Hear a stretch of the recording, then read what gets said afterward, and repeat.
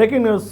AP మాజీ ముఖ్యమంత్రి YCP అధినేత వైఎస్ జగన్మోహన్ రెడ్డి నిన్న ప్రెస్ మీట్ పెట్టిన విషయం తెలిసిందే. ముఖ్యంగా ఆ ప్రెస్ మీట్లో భాగంగా ఏదైతే రాయలసీమ ఎత్తిపోతల పథకం ఆపివేయడం నిలిపివేయడం పట్ల ఆయన ఆగ్రహం వ్యక్తం చేశారు. చంద్రబాబు నాయుడు గారి వల్లనే ఆ రాయలసీమ ఎత్తిపోతల పథకం నిలిపివేశారన్నట్లు ఆయన వ్యాఖ్యానించారు. అయితే చంద్రబాబు నాయుడు గారు ఇటు రేవంత్ రెడ్డి గారు ఇద్దరు గురు శిష్యుల అనుబంధం మేరకే ఆ పథకాన్ని ఆపివేశారు, అది రాయలసీమకు తీరని అన్యాయం చేస్తూ ఉన్నారని చెప్పేసి ఆయనైతే వ్యాఖ్యానించారు. ఇది అంత మంచిది కాదు, రాష్ట్ర ప్రభుత్వానికి రాష్ట్ర వృద్ధికి కూడా అంత మంచిది కాదన్నట్లు వ్యాఖ్యానించారు.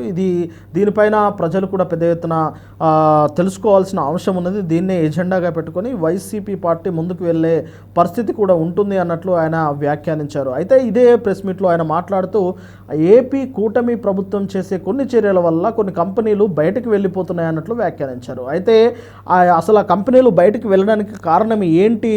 ముందుగా కూటమి ప్రభుత్వం వారిపై వేస్తున్న పన్నులు కావచ్చు, లేదంటే వారిని బెదిరింపులు కావచ్చు, వారిని అక్రమంగా ఏదన్నా లబ్ధి పొందేందుకు డబ్బులు అడగడం కావచ్చు, ఇలాంటి కొన్ని కారణాల వల్ల కొన్ని పరిశ్రమలు వెళ్ళిపోతున్నాయి అన్నట్లు ఆయన ఇండైరెక్ట్గా వ్యాఖ్యానించారు. అయితే ముఖ్యంగా ఆయన చెబుతున్నట్లు ఏ పార్టీలు ఏ కంపెనీలు ఆంధ్రప్రదేశ్ను దాటి ఆంధ్రప్రదేశ్ను వద్దనుకొని వెళ్ళిపోతున్నాయి అన్న దాంట్లో ఒక లిస్ట్ అయితే కనిపిస్తూ ఉన్నది. అందులో Jindal company, Aurobindo company, my Home, Shirdi Sai, Ramco, అలాగే దాల్మియా, భారతి, యూబీ, ఈ కంపెనీలు వెళ్ళిపోతున్నాయని చెప్పేసి ఆయన అయితే వ్యాఖ్యానించారు. అయితే ఇక్కడ ఇటు ముఖ్యంగా టీడీపీ శ్రేణులు చాలా పెద్ద ఎత్తంలో దీన్ని విమర్శిస్తూ ఉన్నారు. నిజంగా అసలు వైఎస్ జగన్ గారికి ప్రెస్ మీట్ పెట్టి ఏం మాట్లాడాలో తెలియదా?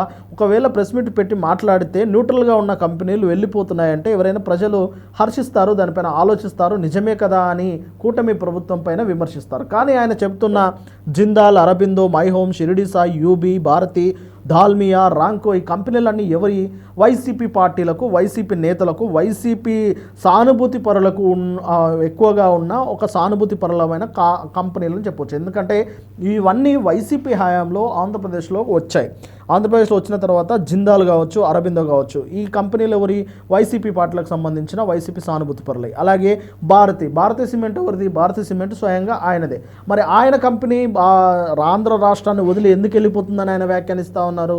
ఎందుకంటే భారతీ సిమెంటు చంద్రబాబు నాయుడు గారి హయాంలోనే ఇప్పుడు మూతపడుతుందని చెప్పేసి ఆయన ఆరోపిస్తూ ఉన్నారు. అంటే వైసీపీ హయాంలో దానికి ఇష్టానుసారంగా దానికి క్లియరెన్సెస్ తెచ్చుకొని, సర్టిఫికెట్లు తెచ్చుకొని, అక్కడ అనుమతులు లేకున్నా అనుమతులు సృష్టించుకొని భారతీ సిమెంట్ ఫ్యాక్టరీలను అక్కడ స్టార్ట్ చేశారు. కాబట్టి టీడీపీ అధికారంలోకి వచ్చిన తర్వాత వాటిని చట్టపరంగా ఎలా ఎదుర్కోవాలో అలా ఎదుర్కొంటుంది. అలాగే రామ్కో కంపెనీలు కూడా వైసీపీ పార్టీలకు సంబంధించిన వ్యక్తులు అన్నట్లు చెప్తా ఉన్నారు. అలాగే షిరిడి సాయి, అలాగే మై హోమ్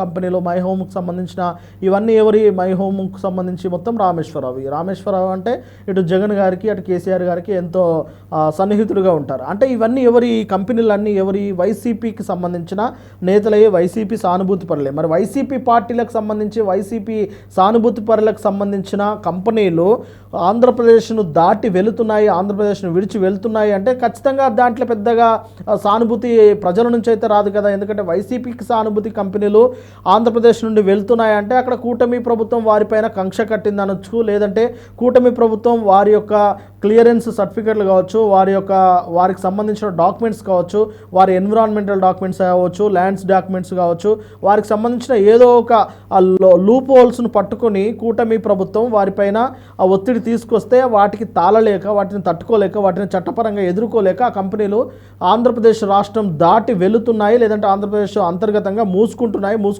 మూసుకోవేయబడుతున్నాయి అని చెప్పేసి ప్రజలు భావించే అవకాశం ఉంటుంది. దీంట్లో వైఎస్ జగన్ గారు చేసిన ఆరోపణలు ఇది ఎంత మాత్రం శాంటిటీ ఉంటుంది అనే దానిపైన ఇప్పుడు చర్చ నడుస్తూ ఉన్నది. కాబట్టి మాజీ ముఖ్యమంత్రి స్థానంలో ఆయన ప్రెస్ మీట్ పెట్టినప్పుడు ఇలాంటి కొన్ని వార్తలు చెప్పే ముందు నిజంగా ఆయన మాటల్లో ఎంతవరకు నిజం ఉంటుంది, ఒకవేళ ఆ మాటలు నిజంగా ప్రజల్లోకి వెళ్తే అవి పలచనవుతాయా, బలపడతాయా, వారి పార్టీకి ఏ విధంగా అవి ప్రభావం పడతాయి, నష్టం చేకూరుస్తాయా, లాభం చేకూరుస్తాయా అనే ఎలాంటి ఆలోచన లేకుండా అనాలోచితంగా ఇలా వ్యాఖ్యానించడం పట్ల ఆయనకే మైనస్ అవుతుందనేది ప్రజల నుంచి, విమర్శకుల నుంచి వినిపిస్తున్న మాట.